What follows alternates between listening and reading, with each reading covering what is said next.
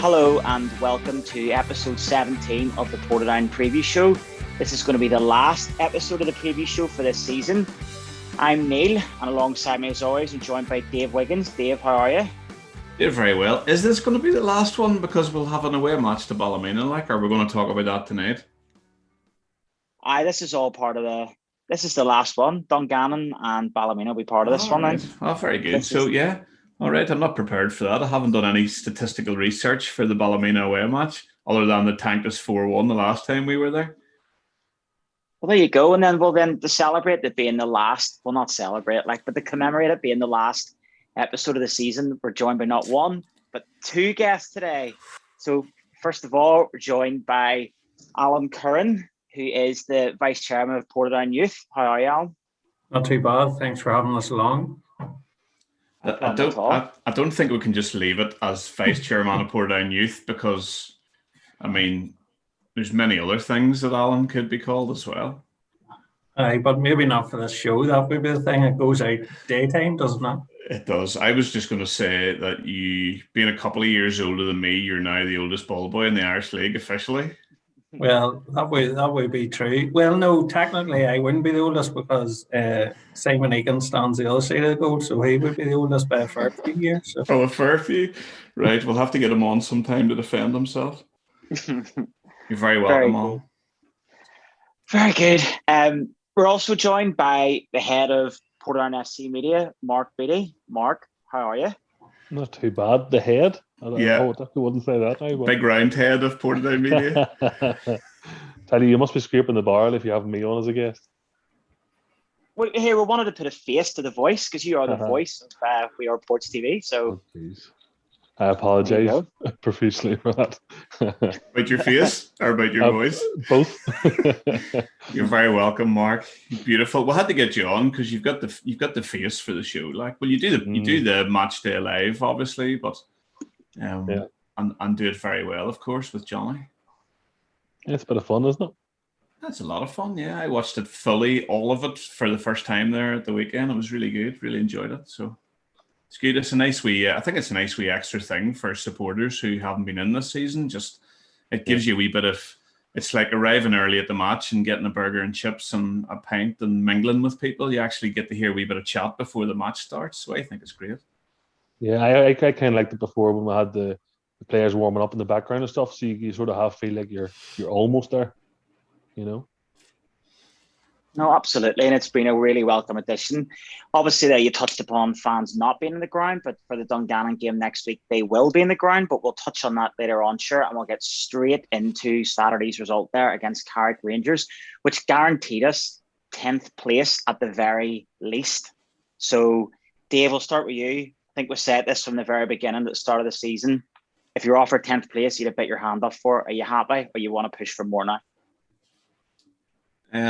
I want us to secure 9th now. You know, I would be content with 10th place, and I would like to say that even though on last week's show I definitely said we probably won't finish 9th and I'll probably finish 10th. That was just a wee bit of reverse psychology for the players. So I said that knowing full well would easily beat Carrick. Niall Curry would resign and we'd slip up into 9th place. So I think I can only take the credit for that, really.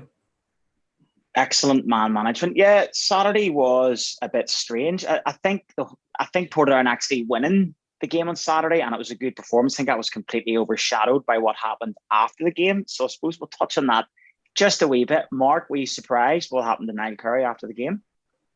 Yeah, especially he signed a contract there not long ago as well to extend his stay. So it was a bit of a surprise. I think there's more going on there than we all know about. There's whispers of some things behind the scenes not working too well. But yeah, listen, it doesn't really annoy me either way. I don't care who's in the other dugout as long as they're unhappy come 4:45 on Saturday afternoon. I heard he wanted to sign the Portadown media team, but his board of directors at the last minute wouldn't pay the extra 50 quid, so he decided just to go home. So well worth it. He's sick talking to Ryan, whoever Ryan is. Alan, on Saturday there, Lee Bonus scored yet again for Portadown, and in your role there, at Portadown FC Youth, Lee's came through the ranks, spent a while away there, playing mid Ulster League and stuff. How does it make you feel, a player coming through, making it to the first team and ultimately putting the ball in the back of the net week in, week out? Yeah, listen, for us, it's great from a number of points of view in terms of it's great to see any of the lads progressing, and definitely we can see that this season. We've looked there who's a mainstay, unfortunately injured at the minute, and Lee has come in and made himself, number one striker there, and for us that's great. But we're also seeing the other young boys coming through, Zach and Isaac Bird, a few of the other guys have all been on the bench this year, and some have made it on, which is great to see. I think it shows, I suppose, Matthew's commitment to seeing what's happening in the youth. And, last night, under 18s were playing in the Mid-Ulster Cup, and Matthew's there watching to see who can possibly be the ones that come in next year. I think with Lee, the best thing for us about Lee is it shows, whenever you knock on the door the first time, maybe you don't get the answer you want and you have to go away and prove yourself. But if you still have the motivation and the determination, which Lee has on bucketfuls, and he has shown that this year. He showed it last year in terms of coming in and really hitting the ground running. But to then maintain that in the Premier League really shows that he has the ability to perform at the highest level here, and obviously, again, he's been across the water with Burnley, for a week there, and that will only stand him in good stead, for whether he goes across or whether he's with us again next season, and for us as a youth, there's two parts to what we do. It's to provide a pathway for players through to the first team, but it's also to give kids a love for the game, and that's evident in the two guys who are mainstays and are in the senior team at the minute. O'Sheen come up through the youth as well, Al? Yeah, O'Sheen would have been involved, I suppose, at the later stages, and again, I think that's the one thing, certainly last year, whenever you're in the championship, we relied a lot on younger players, and the thing to remember here is, our Adam McCallums, your Stephen Tigers, all these guys are young players. That's right. It was always going to be a risk coming into the Premier League and maintaining those players, but all of the majority of players have showed that they can deal with it, and I think that's the reason that we're sitting, fighting 10th or 9th. Realistically, my own thoughts coming into this season was stay up and beat Glenavon a couple of times. So all that was achieved. So anything above that is a bonus. And I think that is the bit to take away from this season. I know some people will want to see us challenging at the other end of the table, but this is, we're on a journey here again, and it's about taking small steps in that journey. And we will hopefully get there again one day, Yeah, absolutely. I think it's really refreshing what Portadown are doing. I think it's one thing that a lot of people have been giving us a lot of credit for was Tippy, to be fair, them has stuck to his principles. A lot of people may have written him off about that, and we are. We went through a patch there where we did struggle for a while, or not even necessarily struggle, but we lost a lot of games. But we were in said games against a lot of the bigger sides, and then but since the last month or so, we've won most of our games, especially against the teams around us, and I think Portadown really can build on that for next season, especially with the young players. And those young players, the likes of Lee Bonus and George Tipton and, Oisin Connolly and stuff, they all have an extra year of experience, which will put them in really good stead. Mark, you would speak to these players on a regular basis. What's the feeling like within the camp at the minute? Well, I think they'll hate me coming to them because they know I'm going to put them in front of a camera to speak. But yeah, listen, I have to say with the younger guys especially, they're just excited to be here. They're excited to be playing football. There's no they're not lethargic and bored of things. They're excited. They're enthusiastic about everything. Anything I've ever asked the guys to do or to help me with, they're 100% they'll do it. They'll maybe not be confident of doing it, but they'll definitely give it a go. Yeah, they seem to be a really good bunch. I think they don't dwell on things too much, which is important. especially when you're a young team coming up into the Premier League. Don't let them defeats hang on to them too long, and it doesn't get them down. They seem to bounce back pretty well, and maybe that's with being young. You can do that. You can forget easily. It's all about short memories. But yeah, the movement in the camp seems pretty good, especially after getting a win on Saturday. It's the main thing, you know. Mark, I get the feeling that sometimes the media side of the club can also help attract a younger player or help a player feel part of the club. You know, if you're getting photographed and you're getting put on social media and a nice photograph of you or a short interview or something like that, they're getting experience on the pitch, but they're getting that experience off the pitch as well. That actually, I think, helps with their development as people as well, where it maybe gives them maybe players have never spoken in a public forum before, but it gives them a chance to do that as well. So I think that all helps to grow and develop the club too. I remember, I don't know who said, but I remember, it might have been you, Mark, or Johnny or somebody, when Aaron Burns signed it for us for that short time, Right. and you guys had taken photographs of him walking out the tunnel and a wee video as well, isn't that right? Like a reveal video, yeah. Reveal video. Like, there's a man who had played for Linfield, the biggest club in Ireland, and, you know, other teams, and he'd never been made a fuss of like that, and I think, you know, he really enjoyed that as well. Yeah, definitely. Maybe enjoys the wrong word, but he definitely, you know, he was impressed by it. Yeah, he said he's never had this before or anything close to it. So yeah, I do think by going down to the championship, it sort of forced us into doing more because we had no exposure. We had no BBC, with no papers coming down all the time looking interviews and pictures and videos and stuff. So it forced us into doing a whole lot more. And now we're doing it. Just might as well keep doing it. And the one thing I always like to do is sort of push boundaries and see how far we can go. I mean, if it doesn't work, it doesn't work. But at least we're going to try something new every time, you know. For example, the match day live, that was just something we tried one week, and the theory sounded good, and it's caught on, and it's doing reasonably well. So we're just going to keep on doing those things and trying to push the boat and see how far we can go. As for attracting players, I'd say it would do. Especially younger people. They're big into their social media and their Instagram pictures and stuff, so they like to get their snazzy profile pictures, you know. So I mean, are we on TikTok yet? What's TikTok? I've heard TikTok's good, but I don't know if there's an official Pour Down TikTok, is there? Well, funny, there actually is, and I've tried to contact them to see if they would be official and try to do something, but they haven't been in touch. So if you listen to this, get in touch with me and we can link up. So that's the unofficial Pour Down TikTok? At the minute, it's unofficial, yeah. Okay, very good, very good. To boldly go where no other media team has gone before, eh? Yeah. No, listen, the media stuff this year is brilliant. And, you know, in fact, you said there about last season down in the championship stuff, obviously coming back up, push the boat out. And like, I have friends who support other clubs, and they all say, they're like, Portadown's coverage is the best. How are you finding the streaming? Like, I know obviously because of the whole 24/7 thing, just every club's faced technical difficulties, but like, you know, you've overcome adversity and so many times and are doing such a smashing job. How have you found like the actual challenge and experience of having to produce that content? And well, three of us here have all had to do the commentary. You had to do it first, Mark. You know, how did you find that at the beginning?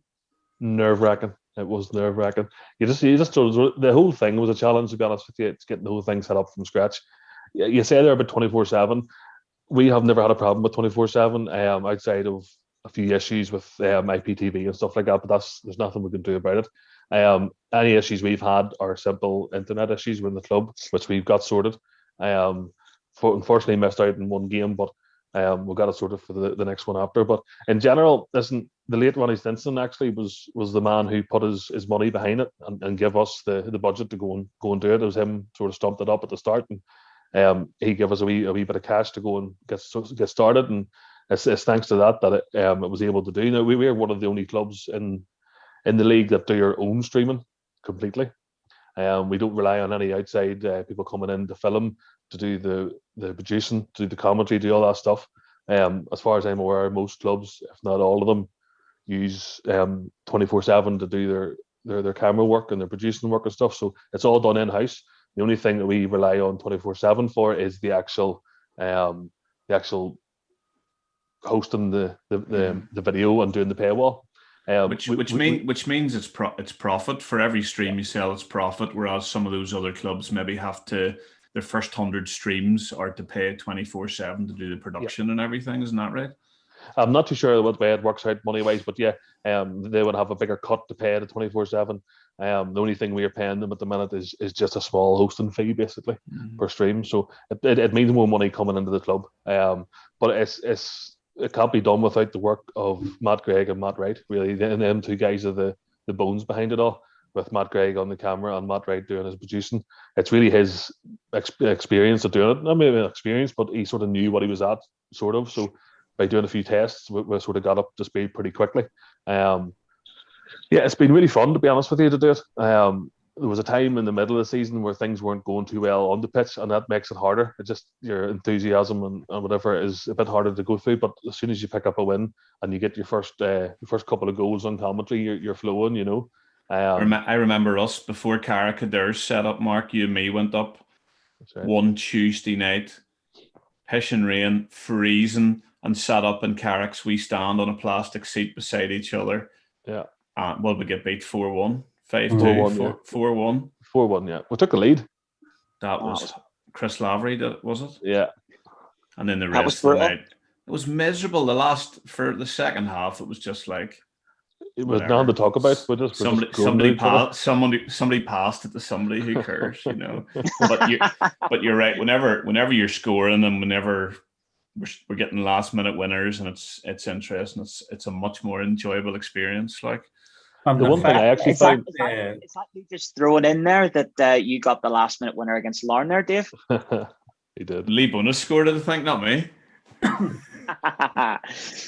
Who's got the highest ratings then out of the three of you, seeing you've all done the commentary? You know, that would be the thing to look at. It's mostly the highlight clips of your goal celebrations, Alan, that get the big hits there, you know.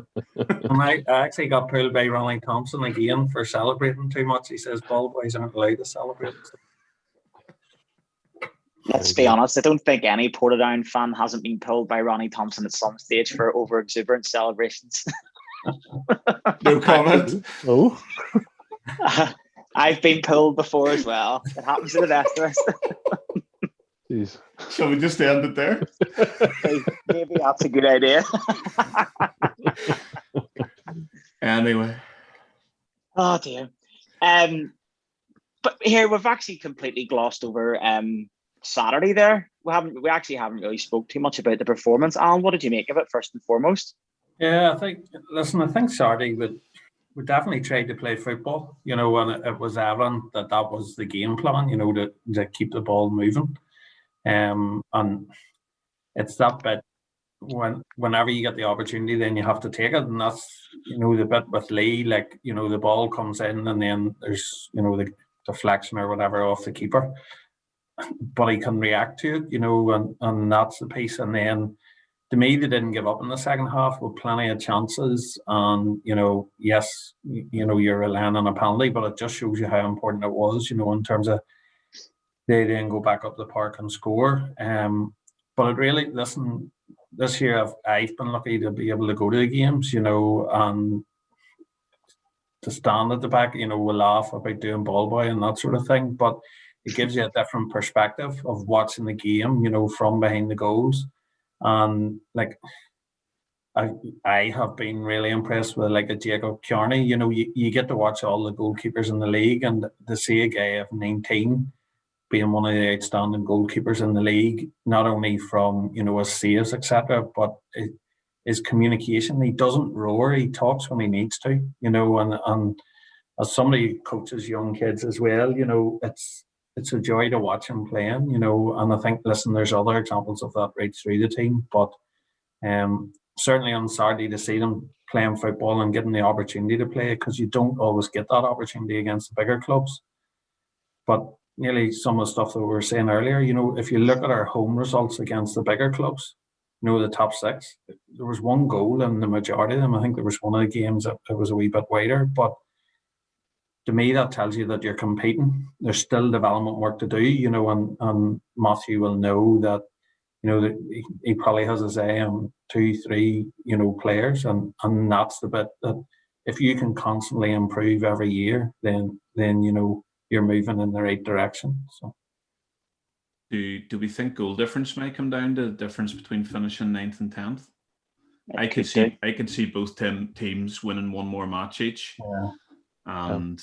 And well, it's currently +6 to us, isn't it? Goal difference wise, which is really worth an extra half point, really.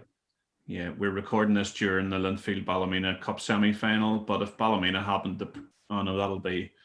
I think it's more or less if we beat Dungannon, we are more or less guaranteed 9th, provided we don't get humped by Ballymena. Although Warren Point could win 2 more matches. Or win one, draw one as well. Oh, well, yeah, I suppose. Sorry, if Warren Point don't win one of their games, yeah, I think that's pretty much the way it has to go. Like Warren Point played Ballymena and then Carrick, right, so you wouldn't know. Like it's hard to know. As long as you win your game, you just concentrate on what we do against Dungannon. Yeah. And if we can do it against Dungannon, the last game of the season against Ballymena, you just don't know what's going to happen because it's the last game of the season. You just either side could play a shadow team. You just don't know. So this was one of them things. I have an awful feeling, and I'm not a statistician like Johnny Dunlop. I reckon one of the last times we beat Ballymena was the last game of the season down at Ballymena. Nathaniel Ferris might have even scored. It was a few days after the game we beat Carrick, and Gary Breen had scored. It was the last game of the season. We won up there. 2016. There we go.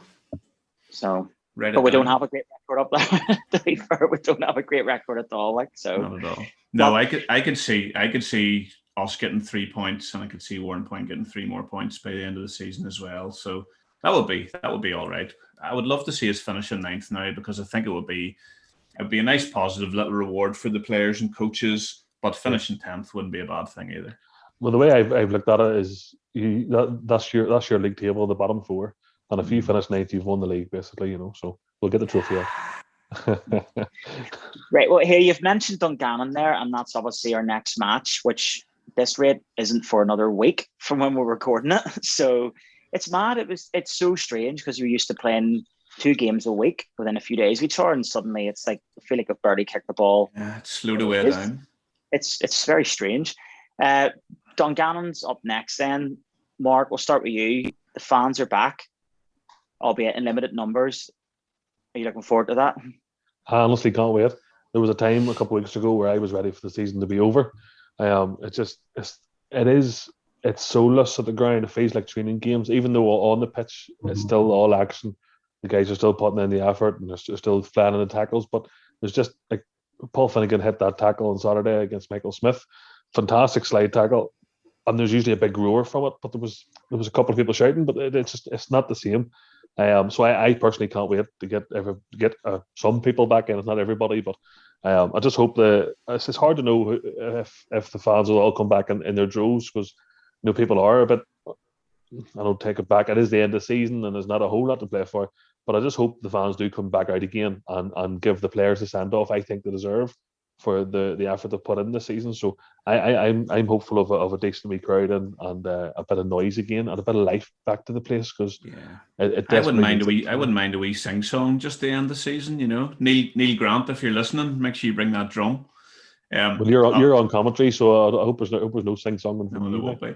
Definitely not with the microphone in front of me. But funny watching the FA Cup final on Saturday. Yeah. At one stage, the referee got booed by whatever 10,000 supporters, and I was like, "Yes, that's it. Let's get booing the ref. Let's get him under pressure. Let's encourage our players, put the opposing players under pressure." That's what we've kind of missed. There's been times when you've been in the stadium this season with 30 people. And you've shouted something at the referee before you've caught yourself on. You were on your own shouting. The referee could literally come up and single you out for a chat if he wanted. But it's just that, not to give referees abuse, but there's a certain pressure there that a large home crowd can put on a referee to make a decision or not make a decision, and they're only human. And I think that's part of what we've missed from not having a crowd. Or maybe your team's it's 1-1 with 5 minutes to go and your team are pushing with the crowd behind you. That can definitely give you that little burst, that little last bit of energy that you need to maybe score a winning goal as well. So that'll be class. Hopefully there'll be plenty of fans in both stands. I'm sure they'll be spread out over both stands as well. So I see that the club have come out and decided to reduce the entrance fee for the game as well, which is a good gesture. Yeah. Just to say thank you to the fans that have stuck by us, even though they haven't been able to get into the ground. So that's nice. I think it's £5 for adults and £3 concessions. So that's a nice thing. It is brilliant. No, absolutely. Alan, what's your thoughts on that? I'm sure you're buzzing to get everyone back as well. Yeah, I think. Listen, even my two boys have been asking for the last weeks, months. Same as Dave's boy there. In terms of when are we getting back. So we'll probably come to that game and they'll probably decide to go and do something else. No, I'm only joking. They've already said they're really looking forward to going back, and I think that's the bit. I have the two sides of my dad there, 70, 75, and he's been watching the streams, those that he could watch in different bits and pieces, but he certainly has missed it. He certainly, anytime I'm going around, he's asking what's happening, and I think that's the bit that hopefully most people have been able to keep a connection to the club in some way over the various lockdowns, and that they will come back out, this day week or Tuesday night, and and then take that in the next season, where I hope, by the time we come to the start of the season in late August or whatever, that it's more than 500 are getting into the stadiums, to really, as Mark says there, to really push the team on, because there is some of those tight games that I talked about with the top six that I think it's nearly the like an alarm match where, we've seen it through in the end, but in some of those other games, I think with a bit of the Shamrock roar behind them, the players could have really pushed on and taken more results out of those games, which is the bit that even the players have missed that, speaking to a few of them, they've missed the fans not being there as well, Yeah. Absolutely. No, here we're all buzzing for it. I can't wait to be back. I've been down a few times, obviously, and it's football soulless without fans, no matter what level you're playing at. So Neil, I'm sitting here wondering whose name's in the back of your top, and I'm thinking Jordan Baker or somebody random like that. No, I'll give you a clue. Colin Feeney. No, I had him on the white shirt for this season, but 04-05 season. Give you a clue. He's done commentary. 04-05. No, it's not Richie Clark. 4-5. He done commentary not so long ago. Peter McCann, maybe? On the money. There you go. Peter McCann. Stand up straight. Might have to bend down a bit. There you go. There you go. You need a person that twerk there. He didn't really rehearse that bit, did he? No, definitely not. Very good, Peter McCann. Aye. Very Peter nice. McCann, so it's going back. Oh, Jesus, 17 years. Wow. So was that the away version of the 2005 Cup Final shirt, basically? Or is it slightly different? It's slightly different. So we actually only wore this. We wore this in the Setanta Cup against Shelburne at home. And we wore blue, white. But we didn't actually wear it that often. I always remember... Is it a third kit? Yeah. We hammered Oma 9. And I remember, do you remember that they used to do the on the match day programs this season that you get the wee posters with it of the players? Okay. And there was one for Gary Hamilton, and I think he scored 5 against Oma, and he was standing with the match ball. I think it was taken in a training one night, but they put him in this shirt, and he's standing like this, holding the ball, like with a big. He might have even scored 6, did he? Yeah, he did a double hat trick. That was the big deal. Yeah, okay, that was it, and he was wearing this for that, but we only actually played in it. Do you remember Gary Hamilton? Do you remember Gary Hamilton when we used to love him? Like, they were good years as well, weren't they? Yeah, he was some player, but no, I think this is an absolute belter, because even you've got a lot of teams over in England and stuff in the Premier League, and all they all had the same design, with the sort of taxi stripes. Yeah, so Real Madrid and all had this sort of design too, but it's like they copied Portadown. So there you go. After Dungannon, then obviously we've got Ballymena a handful of days later, who are currently playing in the Irish Cup semi-final. we don't particularly have a great record there. However, in the season, you don't know, what's going to happen. They could, I was going to say they could have qualified for them. They won't have, but they might have to beat us to qualify for Europe. Mark, what's your thoughts on having to go up to Ballymena last game of the season?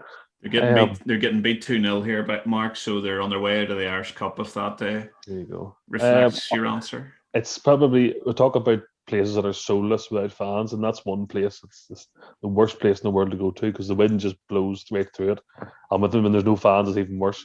So thankfully there'll be fans at this one. But our record isn't great up there. I think I remember going up there at the end of a season before, and like Jimmy McCardle was in nets, and I think the two Burns twin brothers were playing as well, and we got hammered 6-1 at the end of the season. But funny, I was going to say that because it's all we were saying about the wind howl and stuff, and it's always cold. That was around Easter, and it was a summer's day, and it was still freezing. I always remember that. And David Cushing scored a wonder. Doesn't matter what time of year, it's going to be cold up there. But I guess it's hard to know. The last game of the season, you just don't know what the two managers' mindsets are going to be. But here, listen, hopefully it'll be ninth place will be sewn up or whatever, and we can put a few lads out that maybe need a bit of game time and stuff, and they can enjoy themselves. And last game of the seasons are always hard, aren't they? You just don't know what sort of where they're going to go. But fingers crossed, ninth is sewn up, and we can go in there and enjoy that and relax for a change. Yeah.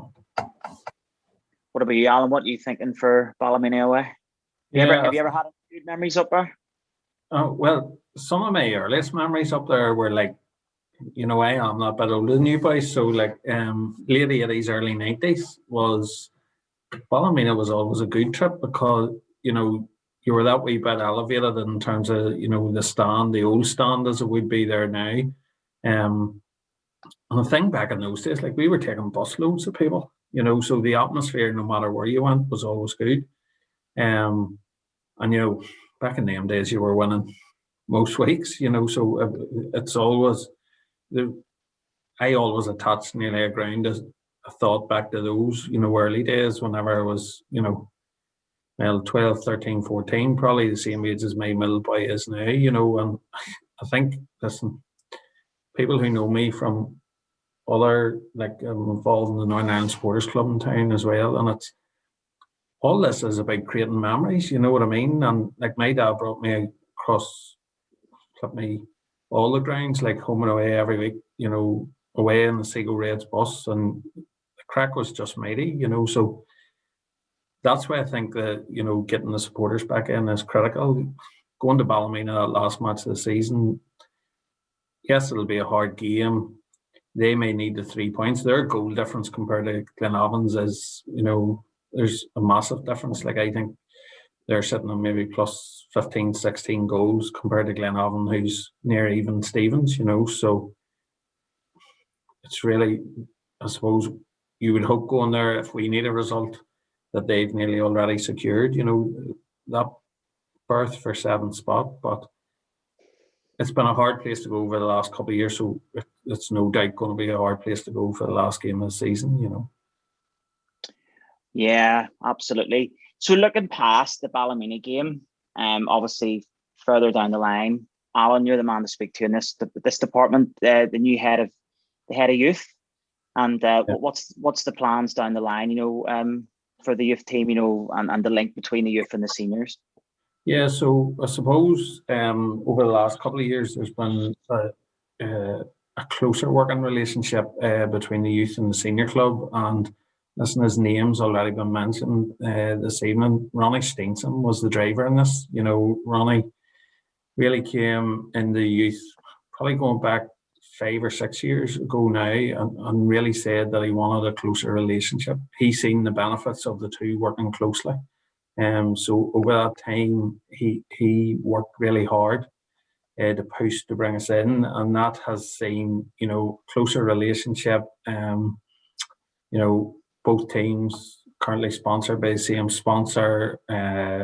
You have me as vice chairman, going into board meetings over the last couple of years, which is something that wouldn't exist again. And some people might just see it as, well, you're only going into a meeting, but it gives you an in to have the discussions, you know, and that's really where probably over the last year, 18 months, we've discussed a plan with them in terms of taking things forward, and some of it is based around, you know, being in the Premier League. So this week, we've by the time the show goes out, we will have announced a head of player development. So that head of player development will work across the club. So the appointment is Peter Mullen. So anybody knows Peter Mullen has been involved in the club maybe the last 6 or 7 years, working around what would have been the old reserves, under 18s, now is under 20s and under 18s. And Peter's been doing a really good job. Peter's, you know, UFA licensed coach. He's a school teacher as well, so he gets kids, you know. And for us, bringing Peter in is really, it's not a stepping stone. This is a massive step that will lead to, I can honestly say, changes within the club, but changes from a positive perspective. So Peter's role is really to come in and look at the culture of the club from both a coaching and a player perspective, and really then evolve that structure, put in place an ethos that means there's a continuation of players over the next number of years that are knocking the door for the first team, but also really firming up that bit of, you know, this is a community that we'll have here, and all the players, you know, we've 250 players in the youth setup that we're involved in, and you want those 250 to be supporters in the future, you know, to be the media team in the future, to be We Are Ports in the future. That's what part of the youth as well, but the key bit is obviously bringing players through. So over the next wee while, Peter will come in. He's a really good working relationship with Matthew. You know, these are all steps, you know, so Matthew's appointment on a full-time basis for the next 5 years assists that process. Peter coming in on a part-time basis assists that process, and then we will look to appoint some phase leads, with those phase leads then looking after the coaches and the players within the phase that they're responsible for. So for example, a GDC phase lead, so responsible for under 6 through to under 10, and then a lead above that from under 11 to 13, 14 to 16, and then above that there's already a core group of coaches in there, you know, Stephen Haynes, Dean Crow, to name but a few. But listen, it's really exciting times for us. It's taken us a wee while over the last few weeks just to firm everything up, but that's to make sure that we've got it right. And you know, the one thing here is the board, senior club board, is fully supportive of this. The youth committee is fully supportive of this. You know, we're in discussions with the board about firming up, you know, a base at Shamrock for the youth that can also then be used by the kids that are there on a match day and stuff, you know. So this is all stepping stones in the right direction, and it wouldn't happen if people didn't communicate. So it's really important that those communication channels were opened, and they were opened by Ronnie Steenson 6 years ago, you know, and that might seem like a long time ago, but things don't happen overnight, you know, and they have to happen in the correct manner as well. And to me, that is what happened here. And Peter will, you know, he'll hit the ground running, but it will take time too. You know, it's not going to be an overnight change in terms of what happens. Peter's fully aware that, you know, it's not to come in and change what the coaches are doing. We've really good coaches across all of our age group. It's to come in and assist them to become better coaches, to improve themselves, challenge their players, and also to provide education, you know, for parents as into the challenges that are faced along the way. You know, it's small percentages of players who will make it into the first team, but as long as we see, I suppose, a stepping stone for that, it's also the bit that, you know, you look around here in terms of your top Mid-Ulster teams, or, you know, the teams from the local area who are in the championship. A lot of them have players who've come through our youth system, and that's a credit to the youth system and the coaches as well. You know, it's whenever you see that multiplier effect that we know that our coaches are doing the right job. So brilliant. I think that's everything you've said there is absolutely brilliant. And I've known Peter my whole life. We grew up around the corner, really good person. And I know he doesn't like to, I was down taking photographs of him and Matthew today, and he absolutely hated that. You know, he's not one for talking in front of videos and all that kind of stuff, but his knowledge of the game and the way he deals with young people, and even just his interactions with Matthew today, I heard them talking about players and this one and that one, and to see the two of them talking, they're obviously excited about this step as well. So it's brilliant. I think it's just another great step to move us forward, isn't it? They're two really passionate people, you know, and to me that's a key thing. If we have people in there who were just focusing on their own job, but they have a connection with the club, and that was really important to us in terms of the appointment around the head of player development. They had to have a connection. We could have went externally and brought somebody in, but we had the right person in the club. So it was about talking to that person, you know, and making sure that they felt comfortable with the role, and the challenges that it'll face. You know, it'll not be straightforward, but listen, the guy is more than capable. The youth committee fully supports us. The board fully supports us. So, you know, he has the backing to now go in, develop the role, you know, because it is a new role, and really push the club on to the next level, and challenge the coaches and the players to be better. And ultimately, I think across the piece, it's about providing the club experience. You know, it's that, what is the player experience whenever they're with the club? Well, that's part of Peter's role, to make sure that that's the best experience that it can be. He's also being a school teacher in Portadown. He's got an excellent Lee Bonus story. If anybody bumps into Peter Mullen, ask him what his Lee Bonus story is when Lee was in Primary 1 at Edendale Primary School, and even at that age he referenced Mr. Mullen's lack of hair. So there's more to that story, but it's a very good one. Linfield are winning 3-0, by the way. I hope they absolutely pump Larne in the final. I'm just going to say that. That goes out to Josh Robinson and John Heron. Love you guys. Here, I tell you what, Joyce Robinson was a very relieved man tonight in that semi-final earlier on. He must be the most relieved person in the Irish League right now. Telling you. I know. Imagine getting 3 chances of taking your penalty kick, like. Dear, shocking. No, listen, Alan, that's great news. I wish Peter well. Sounds like he's got his finger on the pulse, and alongside Tippy, I'm sure the future's red and white between the pair of them. So, Dave, there's a Portadown Family Fun Day coming up here that you wanted to touch upon here, like, so far away. Gotten all about it, actually. I was enjoying all the chat so much. Yeah, no, this will be advertised soon, but just to say a little date for your diary, which is Saturday the 5th of June.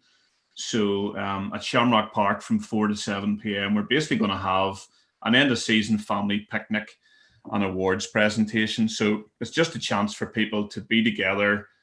You can be outside, you can spread out, hopefully on the main pitch. If it rains, we'll be in the stand. There'll be some live music.